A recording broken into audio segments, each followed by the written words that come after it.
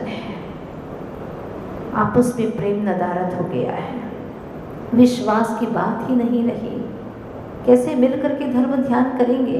पहले के समय पर दंपति मिलकर के धर्म ध्यान किया करते थे, आहार दान दिया करते थे। आजकल एक है तो दूसरा नहीं, दूसरी है तो वो नहीं है। ऐसी स्थितियां पैदा हो रही है। किराए के लोगों को लाते हैं, आहार दान आदि दे देते हैं, काम चला रहे हैं, जैसे तैसे जिंदगी को दौड़ा रहे हैं। कुछ तत्व की बात नहीं मिल पा रही है। इसलिए सुनिएगा बड़े गौर से ज्ञान धारा को। कैसे थे ये दंपति जिन्होंने एक नहीं, दो नहीं, 4 पुत्रों को जन्म दिया और चारों के चारों ही पुत्र संत हो गए, पंच महाव्रत के धारी हो गए। वाह, धन्य है। क्या संस्कार दिए होंगे माँ श्रीमती ने। और क्या कहती है माँ श्रीमती? आज स्वाध्याय किया और सच कहूं तो आप ही की सन्निधि का परिणाम है। आपकी सात्विकता, नैतिकता से ही हुआ यह काम है। वाह, देखो सारा श्रेय किसको दे दिया? पति को दे दिया। जो आपने धर्म के लिए मुझे स्वतंत्रता दी, ग्रह में ही स्वर्ग सी शांति और अच्छे मित्र सी निकटता दी। क्या बात है! पति मतलब क्या है? श्रेष्ठतम मित्र, जिससे हम दिल की हर बात कह सकते हैं। वो हमारे जिंदगी के हर सफर में, हर मोड़ पर काम में आते हैं। वह है पति। ऐसा परम मित्र। कई तरह के मित्र होते हैं। आपके तो सारे मित्र थाली मित्र हैं। थाली सजी खाने के लिए आ जाएंगे, खाने के लिए साथ देंगे, अथवा जब तुम अच्छा करोगे तो तुम्हारे लिए तालियां बजा देंगे। थाली मित्र हैं। अथवा पैसा ज़्यादा है, जेब गर्म है, तो प्याली पिलाने के लिए चले जाएंगे, ले जाएंगे मदिरालय। आजकल तो प्यालियां भी खो गई है। बोतल खोलो और पीते जाओ सीधा सीधा। अथवा खाली मित्र हैं जो तुम्हारे लिए सिर्फ भटकाने के लिए साथ दे रहे हैं। खाली मित्र है। लेकिन एक होता है जिनवाणी मित्र, जो यहाँ लेकर के आता है और कहता है सारे काम छोड़, चल पहले हमें उनकी कथा सुनना है, जिनकी कथा सुनते ही हमारे जीवन की व्यथा दूर हो जाती है, हमारा जीवन बिल्कुल सही रास्ते पर चलने लगता है। चलो, कोई विरला ऐसा मित्र होता है, वरना उसको पकड़ करके चलना। 10 दिन बहुत धर्म कर लिया, अब चलो घूमने चले। बहुत धर्म कर लिया, अब उसका पूरा माइनस मार्किंग करने के लिए जा रहा है। खाने पीने घूमने मन पसंद जो आए भक्ष अभक्ष सब तो व्यसन में लिप्त रहने वाला। क्या उसका कोई औचित्य है धर्म करने का? 10 दिन धर्म ध्यान करे और फिर सब सपाट कर ले और उसके पूर्व के जो पुण्य थे उसको भी खत्म कर दे, पाप में संक्रमित कर दे। ऐसे मित्र कोई काम के नहीं। अगर मित्र ही बनाना है तो जिनवाणी मित्र बनाओ, जो तुम्हें जिनवर की वाणी श्रवण कराने के लिए बार बार कहता रहे चलो वहां तो जाना ही होगा। जीवन तो गुजरता ही जा रहा है, चाहे भोगों में गुजारो चाहे योगों में गुजारो। श्रेष्ठ यही है कि तुम अपने परिणामों को निर्मल करके अपने जीवन के हर लम्हे को गुजारो, तो सार्थक होगा तुम्हारा। बहुत ही सौभाग्यशाली हैं। कई बार पूछा जाता है, एक जैन से भी पूछा कि किस्मत किसको कहते बताओ। बहुत पूर्व की बात है, पहले की बात है। उसने जवाब दिया कि इस दुनिया में 200 देश, 7 महाद्वीप, 29 राज्य हैं, फिर भी मेरा जन्म जैन कुल की नगरी में हुआ और आचार्य जी जैसे महासंत के जन्म के समय पर हुआ। ये मेरा बहुत बड़ा भाग्य, किस्मत है। किस्मत उसको कहते हैं, वरना हुंडा सर्पिणी इस काल में ये जीव कहाँ भटक जाता। चारों तरफ भौतिकता की चकाचौंध है, भोगों के कीचड़ के गड्ढे भरे पड़े हैं, डाबरे भरे पड़े हैं लबालब। लेकिन मुझे उनसे उठ करके एक संत का पर्वत मिला, रत्नों का पर्वत मिल गया। ये सर्वश्रेष्ठ मेरी किस्मत है कि नहीं किस्मत? बताओ।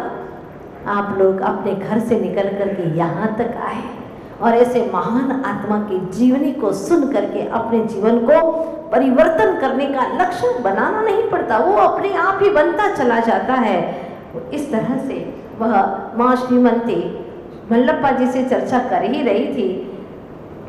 क्या कहती है? आपने धर्म के लिए मुझे सदा स्वतंत्रता दे, ग्रह में ही स्वर्ग सी शांति और अच्छे मित्र से निकटता दे, फिर भला चेहरे पर रौनक क्यों नहीं आएगी, चंदा है तो चांदनी क्यों नहीं छाएगी। सारी विशुद्धि का श्रेय किसको दे दिया, पति देव को दे दिया, आपकी वजह से, सिर्फ आपकी वजह से। जब ऐसा कहते भी है ना शब्दों से, तो सामने वाले को बहुमान मिलता है, प्रेम उत्पन्न होता है। लेकिन शब्दों में ही प्रेम नहीं तो कहाँ से जीवन में प्रेम आएगा। भाषा तो कम से कम ऐसी बना ही लेना चाहिए।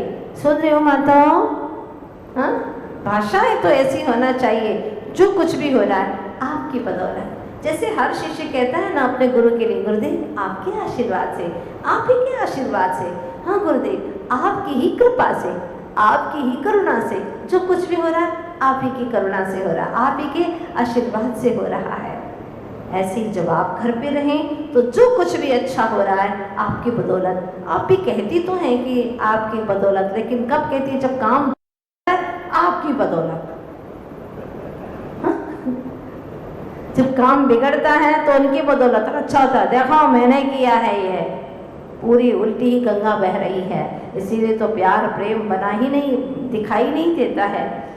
और इधर से देखिएगा मल्लप्पा जी भी नैतिकता में कम नहीं है। अपने लिए प्रशंसात्मक शब्द सुनकर ग्रीवा नीची किए बैठे ही थे, गर्दन नीची कर ली, अपनी प्रशंसा हुई तो, और नीची किए ग्रीवा बैठे ही थे कि प्रश्नायित आंखों से पूछ लिया। किसने पूछ लिया? श्रीमती ने पूछ लिया, स्वामी आने वाली संतान को दया अहिंसा के पथ पर जनहितकारी निजुपकारी आत्मोन्नति के सोपान पर क्या चलने की प्रेरणा दोगे? क्या प्रश्न किया। आनंद आ रहा है कि नहीं आ रहा आप लोगों को? हाँ, जैसे हम जीवंत चल रहे हैं। माँ श्रीमती ने पूछा, स्वामी जो आने वाली संतान है, क्या उसको आप दया अहिंसा के पथ पर जो जनहितकारी हो, निज के लिए उपकारी हो, ऐसे आत्मोन्नति के सोपान पर चलने की प्रेरणा दोगे क्या? मुनि आदि का होने में पथ प्रदर्शक बनोगे? कहीं उसके राग में रागी होकर उसे विचलित करने का प्रयास तो नहीं करोगे? क्या प्रश्न किया। स्वामी कहिए ना, उसको मोक्ष मार्ग पर बढ़ने दोगे? उसको विचलित करने का प्रयास तो नहीं करोगे? सुनते ही बोले, वहां क्या बोले सुनिएगा, अति यति बनने की नियति को भला कौन बांध सकता है? उसी प्रकार मरण और वैराग्य को कौन, time and tide that for none, समय और समुद्र की लहरों को भला कौन बांध सकता है? कोई कुछ नहीं कर सकता। अगर उसका उपादान है तो उसको कोई भी चाहे कितना ही निमित्त मिले रोक नहीं सकता। देखो सुकौशल स्वामी का जीवन, हाँ, सुकौशल स्वामी की माँ कहानी याद है ना आप लोगों को? कैसे कैसे उनके जीवन की घटनाएं घटी, लाख रोकने की कोशिश की चारों तरफ से, लेकिन सुकौशल स्वामी तो निकल ही गए घर से। कोई रोक नहीं सकता। चाहे तुम सांकले लगा लो, ताले जड़ दो, लेकिन जिसको वैराग्य हो जाता है वो घर में रह नहीं सकता, वो भवन में रह नहीं सकता। आत्म भवन में जाए बिना वो चैन ही नहीं पाता। निश्चित बात है, बहुत महत्वपूर्ण है जीवन की घटना। क्या कह रहे हैं कि यति बनने की नीति को भला कौन थाम सकता है? समय और समुद्र की लहरों को भला कौन बांध सकता है? उसी प्रकार मरण और वैराग्य को। बहुत सुंदर सुंदर कविता है, आप चाहें तो याद कर सकते हैं इन कविताओं को। फिर भी मोही को मोह भाव, क्या कह रहे हैं मल्लप्पा जी? फिर भी मोही को भविष्य ही बताएगा कौन क्या करता है। तो भविष्य ही बताएगा। वो तो खुद मल्ली सागर जी बन गए। कह कर यह धीरे से दूसरे कक्ष में जाकर बैठ गए। प्रातः होते ही आया एक सौदागर, हाथ में एक झूला लेकर, सुंदर गूंथे हैं जिसमें छोटे बड़े आकर्षक मोती नगों की लटकती, बीच बीच में घुंघरू, देखता ही रहे एकटक। मंगल का सूचक है यह, पुण्य पुरुष के जन्म का प्रतीक है यह। जब पुण्य पुरुषों का जन्म होता है ना, तो जन्म के पहले ही उनके सब अपने आप ही व्यवस्थाएं होने लगती है। अभी जन्म नहीं हुआ है, फिर भी जन्म के पहले ही सौदागर झूला लेकर के आ गया, झूलेगा कहाँ पर, उसको परेशानी ना हो। तो सौदागर अपने मन से ही आया है, उसे क्या पता, लेकिन उस पुण्य पुरुष का इतना प्रबल पुण्य है कि उनके निमित्त से एक सौदागर झूला लेकर के आया है और माँ उसको ले लेती है, खरीद लेती है। आज दोपहर से ही बदन पर हल्की सी वेदना की, प्रसव काल निकट जानकर श्रीमती के मन में अनेकों, किंतु चेतना में वेदना के क्षणों में भी शुभ रूप वेदना है, फिर भी शुभ भावनाओं में कमी नहीं आई, नहीं तो चिल्लाएंगी रोएंगी। लेकिन धन्य है वह माँ श्रीमती, प्रभु के चिंतन में खोई हुई है। प्रतिकूल पलों में भी पवित्र विचार बनाए रखने की अद्भुत क्षमता, पल पल मन की प्रसन्नता जन्म जात ही पाई है। किसने? माँ श्रीमती ने। पूर्व भव से पुण्य की सौगात लेकर ही यह, तभी तो इन्हीं के गर्भ में अवतरित हुआ यह पावन। यानी प्रतिकूलता में भी भव का कूल देख लेता है, भव का किनारा देख लेता है, और अज्ञानी को सब अनुकूल है फिर भी वह रोता ही रोता रहता है, रोता ही रोता रहता है। ये नहीं है, वो नहीं है, संसार है, यहाँ सर्व सुख तो किसी को मिलेगा ही नहीं। संसार में सुख सर्वदा काहू को ना दिखे, कोई तन दुखी कोई मन दुखी, कोई धन दुखी दिखे। संसार में सुख सर्वदा काहू को ना दिखे। सर्वथा सुख तो किसी को दिखाई नहीं देता, लेकिन फिर भी वह सोचता है, रोता है, दुखी होता रहता है, ये नहीं है, वो नहीं है, आए दिन, और इसी आकुलता में जीवन को पूरा कर देता है। यह है, इसमें जब तक मैं हूँ यानी चेतना हूँ, तब तक मुझे अपना कार्य कर लेना है। आप लोग गाते हैं ना, अंत तो काया तारी राख रे थवानी, जो जे रे तारी जिंदगी जवानी, जो जे रे तारी जिंदगी जवानी। जिंदगी जवानी अल्या नथी रहवानी, जिंदगी जवानी अल्या नथी रहवानी, जो जे रे तारी जिंदगी जवानी। देखती देखती देख लेना, तेरी जिंदगी तो यूं ही चली जाएगी, रवानी हो जाएगी तेरी जिंदगी की। हाँ, और ये हो ही रही है। ये सिर्फ भजन नहीं है, ये सत्य है जो हम अनुभव कर रहे हैं। देखते ही देखते जिंदगी के इतने वर्ष बीत गए। धन्य है वह माँ जिसकी हर परिस्थिति में मन स्थिर बना रहता है। वैसे अनेकों स्त्रियों ने उस पल गर्भ धारण किया था। बिल्कुल, जब माँ श्रीमती ने गर्भ धारण किया था उस वक्त कई माताओं ने भी गर्भ धारण किया था, पर यह सौभाग्य किसी और को क्यों नहीं मिल पाया था? क्योंकि जिस जनक जननी के आचार विचार शुद्ध होते हैं उन्हें ही ऐसे सुयोग प्राप्त होते हैं। क्या बात कही है! जो ऐसे आचार विचार शुद्ध वाले जनक जननी होते हैं उन्हें ही ऐसे पुत्र को जन्म देने का सुयोग प्राप्त होता है। चारित्र चक्रवर्ती आचार्य शांति सागर जी महाराज, आहा, क्या महान पवित्र आत्मा, इस युग के महान आचार्य रहे हैं। उन्हीं की परंपरा में यह कई संत होते आए। वर्तमान में हम आचार्य भगवान को देख रहे हैं। लोग कहते हैं कि संघर्ष पिता से और संस्कार माँ से सीखें। संघर्ष पिता से और संस्कार माँ से सीखें, बाकी सब कुछ तो तुम्हें दुनिया सिखा ही देगी। सब सिखा देगी दुनिया। तो फिर कैसे षड्यंत्र करना, कैसे बेईमानी करना, छल कपट झूठ बोलना, सारी दुनिया सिखा देगी तुम्हें।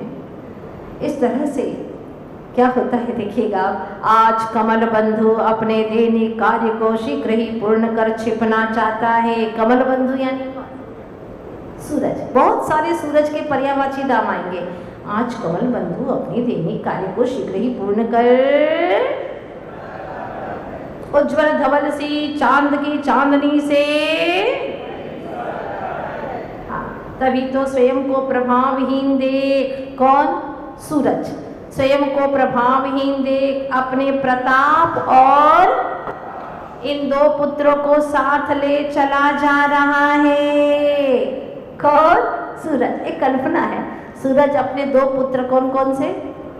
प्रताप और प्रकाश, इन दोनों को साथ, चलो बच्चों आज जल्दी चलो, अपन ऐसा लग रहा है कोई और सूरज धरती पर आने वाला है, जल्दी चलो अपना उपहास हो जाएगा। कौन कह रहा है? सूरज अपने दो पुत्रों से। देखिए आगे क्या होता है। उसे आभास हुआ कि आज अर्ध निशा में एक और भास्कर प्रकाशित, मैं तो बाहर में ही कुछ देश में ही, हाँ मैं तो बाहर में कुछ देश में ही फैलाता हूँ प्रकाश, किंतु वह कौन? जो आने वाला है, किंतु वह तन मन के पार चेतन के असंख्य प्रदेशों में भरने वाला है। चैतन्य ज्ञान प्रकाश को भरने वाला, इसलिए चलो बेटा जल्दी चलो। कौन से बच्चे थे? प्रताप और प्रकाश, दोनों की उंगली पकड़ी और लेकर के भागा जा रहा है। सूरज आज थोड़ा जल्दी ही अस्ताचल की ओर जा रहा है। यह जानकर कहीं मेरा और मेरे अंश यानी प्रताप और प्रकाश का उपहास न हो जाए, इस शंका से झटपट भाग रहा है। बोलो अस्ताचल की। तभी सुनिएगा, बहुत अच्छा प्रसंग है। एक बार पढ़ना शुरू करेंगे तो आपको बंद करने का मन ही नहीं करेगा, लगेगा कि पढ़ते ही जाओ। अब क्या होता है देखिएगा। तभी निशा के चमकते गाल देख, निशा जानते हो ना, रात्रि। तभी निशा के चमकते गाल देख ज्ञान धारा की एक लहर ने पूछा कि आज तुम इतनी दीप्तिमान क्यों दिख रही हो? रोज की तो काली कलूटी हो निशा तुम, हाँ पर आज इतनी दीप्तिमान क्यों दिख रही हो? निशा के बारे में आचार्य जी ने मूक माटी में गजब का प्रसंग लिया है। जब पढ़ाएंगे ना तब आपको बहुत आनंद आएगा। निशा का याद रखिएगा। निशा थी काली कलूटी। कौन शादी करेगा उससे?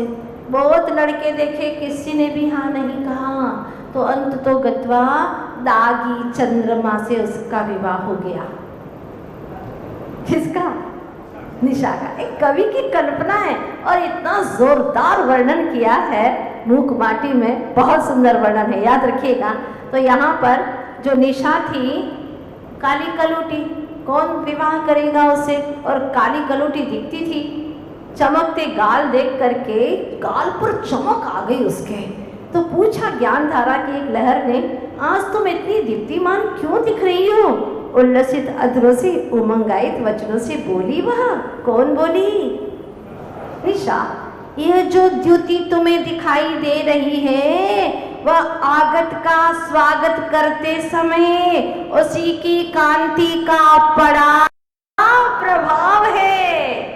आगत यानी जो आने वाला है ना, मैं उसका स्वागत करने गई थी, उसका स्वागत करने गई तो उसकी जो कांति है ना, उसकी कांति का प्रभाव मेरे गाल पर पड़ गया, इसलिए चमक दिखाई दे रही है तुम्हें। प्यारा प्रसंग है। ऐसे अच्छे स्थान से मैं भी आप लोगों को हटाना नहीं चाहती हूँ। और बालक विद्याधर का जन्म होने